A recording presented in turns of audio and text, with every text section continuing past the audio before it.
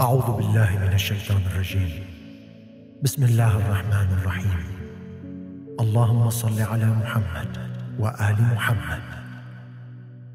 Fatima, la dame prestigieuse de l'islam. Savez-vous qui est Fatima al-Zahra alayha salam? Fatima était la fille unique du prophète de l'islam et la mère de toute sa descendance. Elle était infaillible, comme en atteste le Saint-Coran, ainsi que les paroles prophétiques, authentiques parmi lesquelles la satisfaction de Fatima est la mienne, et ma satisfaction est celle d'Allah. La colère de Fatima est la mienne, et ma colère est celle d'Allah. Fatima est née en l'an 6 de la mission prophétique de la mère des croyants, Khadija bint Khuwaylid. La vénérée Fatima al-Zahra alayha salam est née le 20 Jumada 2, 45 ans après la naissance du prophète sallallahu alayhi wa sallam, selon certaines versions. Elle est morte le mardi 3 Jumada 2, en l'an 11 de l'Hégire, à la fleur de l'âge. Certaines versions situent sa mort entre l'âge de 18 et 29 ans. Ses funérailles et enterrements furent conduits par l'imam Ali alayhi salam à Médine. Dans sa piété, son culte et sa noblesse, elle était à l'exemple de son père. Beaucoup de versets coraniques furent révélés à sa louange. Le noble prophète sallallahu alayhi wa sallam l'appelait la dame des femmes des mondes. Il la chérissait et lui manifestait un grand respect, de sorte qu'à chaque fois qu'elle allait chez lui, le noble prophète sallallahu alayhi wa sallam se levait pour l'accueillir. On entendait souvent le noble prophète dire « Allah est content de ce qui rend Fatima contente et se met en colère contre ceux qui la mettent en colère. » Le noble prophète dit aussi « 4 femmes sont les meilleures entre toutes dans le paradis. Asia, fille de Muzayhim, Maryam, fille d'Amran, la mère de Isa alayhi salam, Khadija, fille de Khuwaylid, et Fatima, fille de Muhammad sallallahu alayhi wa sallam. » Lorsqu'on demanda à Aïcha, l'épouse du prophète, qui était la plus aimée du noble prophète, sa réponse fut Fatima. Et lorsqu'on lui demanda encore, et qui était l'homme le plus apprécié par le prophète, elle répondit, le mari de Fatima, c'est-à-dire Ali ibn Abi Talib alayhi salam. Et de demander qui était le plus chéri du noble prophète, de répondre, ce sont les enfants de Fatima. Le noble prophète sallallahu alayhi wa sallam a déclaré, en vérité, c'est Allah qui m'a ordonné de marier Fatima à Ali alayhi salam. La tradition rapporte que c'est à la naissance de Fatima que la sourate 108, la profusion, fait allusion. Oui, nous t'avons donné l'abondance. Prie donc ton Seigneur et sacrifie. Celui qui te hait, voilà celui qui n'aura jamais de postérité. Le prophète n'aura pas d'héritier mâle, mais sa descendance s'est perpétuée à travers Fatima. Un autre hadith rapporte que Khadija alayhi salam, enceinte de Fatima, se retrouva seule au moment d'accoucher, car les femmes des Qurayshites lui reprochaient d'avoir épousé un orphelin pauvre, Muhammad, et que ce fut 4 femmes du paradis qui l'assistèrent. Sarah, femme d'Ibrahim alayhi salam, ou Hawa, selon une autre version. Asia, femme de Pharaon, Maryam, mère de Jésus, et Kulthum, sœur de Moussa alayhi salam ajma'in. Quant à la date exacte de la naissance de Fatima, elle diffère selon les sources, même si elle se place selon toute vraisemblance avant la révélation. Pour les uns, Fatima est née vers 604, pour les autres, en 609. Une autre source fait naître Fatima à la 5e année après le commencement de la révélation coranique, soit en 615. Ce qui explique que l'âge de la mort de Fatima varie de 18 à 29 ans selon les auteurs. Fatima avait 7 ans lorsque Khadija alayhi salam, sa mère, décéda. Elle épousa l'imam Ali alayhi salam en l'an 2 de l'Hégire et tomba en martyr entre 3 et 6 mois après la mort du sceau des prophètes sallallahu alayhi wa sallam. Elle eut 5 enfants. L'aîné, Hassan, naquit en 625. Vient ensuite Hussein en 626 ou 627, selon d'autres sources. Un troisième fils, Mohsen, est mort-né en 632. 2 filles naîtront également de l'union de Ali et de Fatima, Zaynab et Kulthum. Le noble prophète sallallahu alayhi wa sallam dit: tout enfant suit la famille de son père, sauf la progéniture de Fatima, dont je suis l'ancêtre et la source. Tous les enfants de Fatima alayhi salam sont la progéniture du prophète. La vénérée Fatima alayhi salam consacra sa vie entre les travaux ménagers qu'elle partageait à tour de rôle avec sa servante Feba, l'éducation de ses enfants et la prière. Elle proposait souvent des solutions aux problèmes des femmes et aidait les nécessiteux d'un revenu qu'elle obtenait de son jardin Faba, qu'elle avait reçu du prophète par ordre d'Allah. La vénérée Fatima était un modèle pour tous les musulmans et musulmanes, et cela se reflète dans ce hadith prophétique. Fatima est une partie de moi. Elle est la prunelle de mes yeux, le fruit de mon cœur et de mon esprit. Elle est un ange à existence humaine. La mort de son père fut pour Fatima un déchirement. Elle dira: après toi, cher père, je me suis retrouvée orpheline. Je me suis sentie sans foyer et dépourvue de tout. Ma voix s'est éteinte. J'ai léché sous ce fardeau et la douce saveur de la vie m'est désormais amère. Et aussi, après toi, ô Père, tant de malheurs me sont arrivés, que s'ils devaient recouvrir les jours heureux, ceux-ci deviendraient obscurs comme la nuit. Fatima ne survivra que 75 jours au décès du prophète. 6 mois selon Tabari, dans cette même année au mois de Ramadan, tomba en martyr Fatima, la fille du prophète. Courant les 6 mois après la mort de son père, elle fut inhumée dans la nuit par son époux Ali à Médine. Fatima avait demandé être enterrée en secret.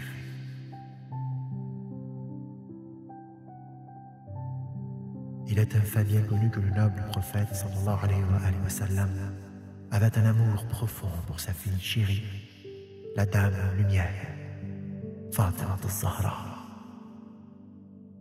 Cela peut être corroboré par d'innombrables versets coraniques et hadiths. Cette dévotion extrême n'était pas due seulement au lien de descendance directe et de sang entre le prophète et sa fille, mais tenait aux vertus incomparables que celle-ci possédait et qui furent exaltées et chéries par Allah. La sourate al-Insan, l'homme, la totalité de la sourate al-Insan fait la louange et la panégyrique des gens de la demeure, c'est-à-dire l'imam Ali, la vénérable Fatima et leurs 2 fils, l'imam al-Hassan et l'imam al-Hussein alayhi salam. Elle décrit leur piété et la place élevée et vénérée qu'Allah leur réserve. Le verset de Tathir, purification. Ô vous, les gens de la maison, Dieu veut seulement éloigner de vous la souillure et vous purifier totalement. Coran, sourate 33, verset 33. Ce verset est la louange des gens de la demeure, béni soit-il. Il fut révélé alors que le noble prophète se trouvait dans la maison de son épouse, Salama. Le noble prophète portait un manteau sur ses épaules. Il demanda que l'on emmène les membres de sa maison, Ali, Fatima, Al-Hassan et Al-Hussein. Lorsque ceux-ci arrivèrent, il les enveloppa de son manteau et dit « Oh Allah, ce sont les membres de ma famille. Envoie tes bénédictions sur moi et sur ma progéniture. » Puis il récita le verset de Tathir. Cette distinction est décrite dans le hadith du manteau, Al-Kisa aussi. Et à partir de là, les personnes qui se trouvèrent sous ce manteau seront appelées les gens du manteau, Ahl al-Kisa. Ce hadith a été rapporté par les traditionalistes sunnites, ce qui ne laisse aucun doute sur son authenticité absolue. Là encore, la position de la vénérable Fatima est des plus enviables, selon les propres termes du hadith du manteau précité. Cette dame du paradis avait 9 noms, tous plus significatifs les uns que les autres. 1. Fatima, qui veut dire qui a sevré son enfant. 2. Sadiqa, femme sincère. 3. Tahira, pure. 4. Mubaraka, sainte. 5. Zakiya, vertueuse. 6. Radiya, satisfaite. 7. Mardiya, louable. 8. Al-Muhadada, celle à qui les anges ont parlé. 9. Zahra, la lumière. Chacun de ces noms témoigne des qualités de Fatima et des bienfaits de son existence. Il est suffisant de dire que dans son célèbre nom, Fatima est cachée la plus grande des bonnes nouvelles pour ceux qui la suivent sur son chemin, puisque la racine du nom Fatima est Fatma, qui signifie rompre ou sévrer.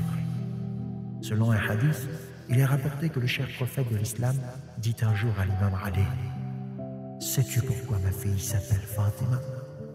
L'imam Ali lui répondit « Je vous en prie, dites-le moi. » Le prophète lui dit « C'est parce qu'elle et ses chiites partisans et ceux qui suivent son école seront exempts du feu de l'enfer. »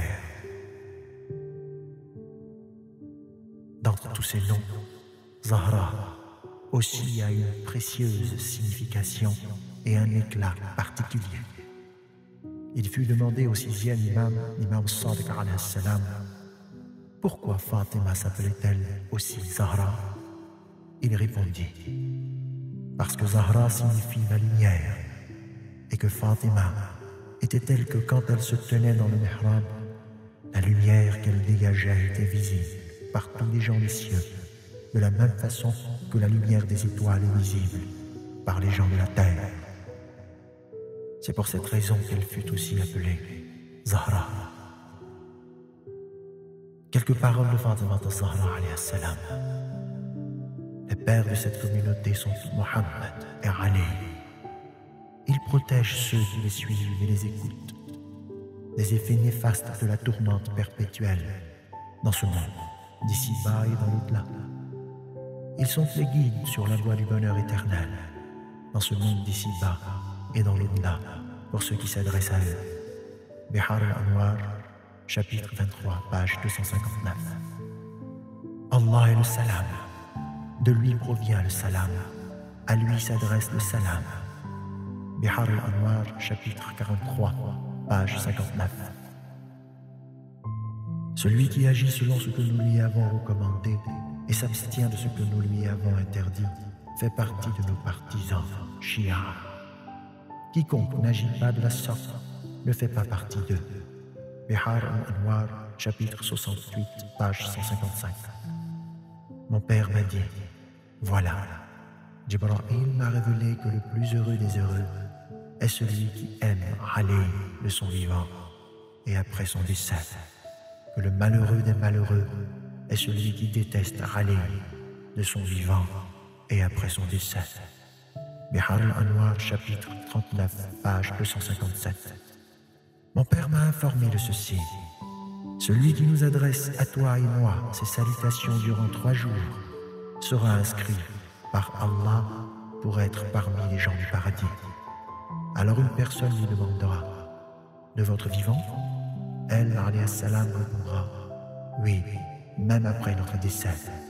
Wasa'il Shia, chapitre 3, page 401. Fatima al-Zahra, alayhi salam, la fille chérie du prophète sallallahu alayhi wa sallam, la noble dame des mondes, la lumière, fut assassinée,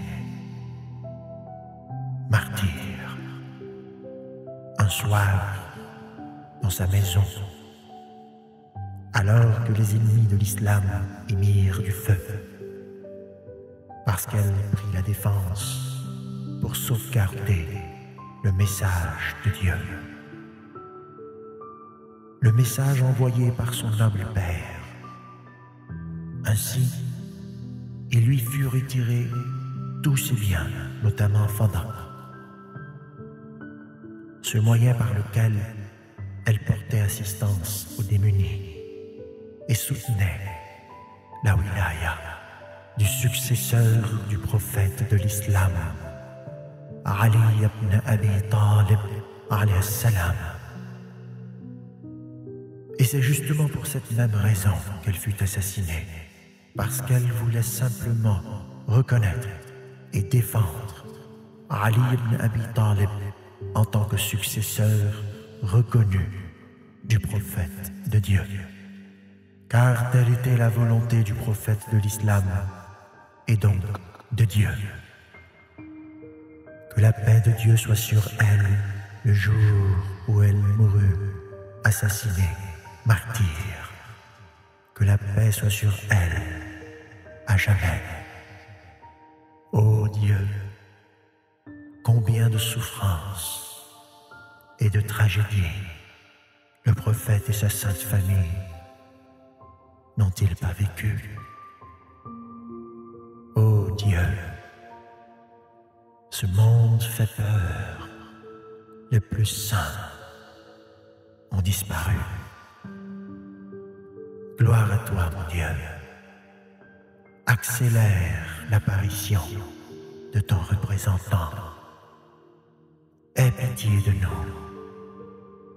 Fais de nous ce dont tu es digne, en nous accordant la paix dans la croyance et l'âme. في الدنيا والآخرة. وصلى الله على سيدنا ونبينا محمد وآله الطاهرين.